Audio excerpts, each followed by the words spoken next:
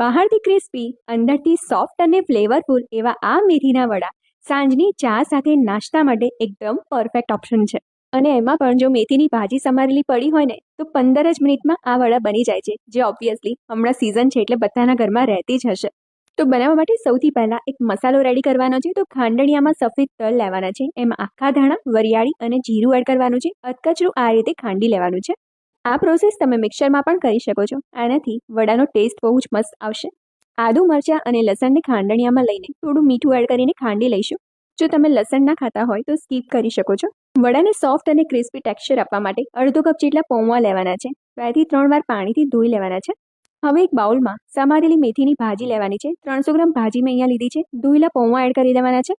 એક ડુંગળીને આ રીતે લાંબી સમારીને એડ કરવાની છે. તમે ના ખાતા હોય તો સ્કીપ કરી શકો છો. તૈયાર કરેલો મસાલો, સમારેલી કોથમીર, આદુ, મરચાં, લસણની પેસ્ટ, લાલ મરચું, હળદર, ધાણા જીરું, હિંગ અને સ્વાદ પ્રમાણે મીઠું એડ કરવાનું છે.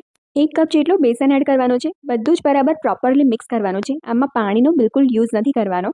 હાથમાં તેલ લગાવીને મિશ્રણમાંથી એક સરખી સાઇઝના વડા વાળીને તૈયાર કરી લેવાના છે. આ વડા બહુ નાના નહીં કે બહુ મોટા નહીં, એ રીતના વાળવાના છે. વડા તળવા માટે તેલને મીડિયમ ગરમ કરવાનું છે. તળતી વખતે પણ ગેસની ફ્લેમ મીડિયમ રાખવાની છે. તમે આ વડાને ડીપ ફ્રાય કે શેલો ફ્રાય કરી શકો છો. ઉપરથી એકદમ સરસ ક્રિસ્પી થાય ને ત્યાં સુધી તળી લેવાના છે. ચા સાથે કે ગ્રીન ચટણી સાથે એન્જોય કરો.